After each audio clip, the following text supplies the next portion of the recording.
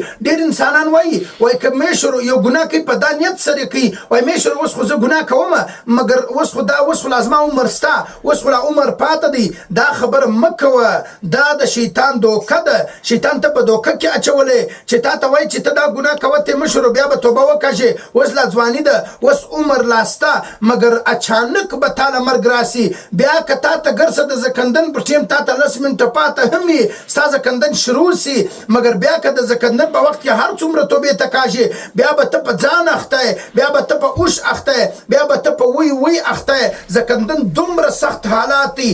ګوري د قبر تورې تیارې د قبر سخت حالات د قبر تکلیفات د قبر خوفناک چې کوم حالات دي هغه ډیر سخت حالات دي ګوره دې باندې لږ غور وکړئ عمر ابن عزیز رحم الله د زمانه امیر المؤمنین ولی بزرگ انسان کله چې 20 کاله بعد خپل زوی د په خوب ولیدي د مرګ بعد 20 کاله بعد د خپل بچی په خوب ولیدي پښتنه جن وکړه ول بابا جانا صدر سره وسو ما دومره ټیم بعد په خوب ولیدلې د ورته ویلې ول زچې کله چې زه د دنیا سره رخصت سویم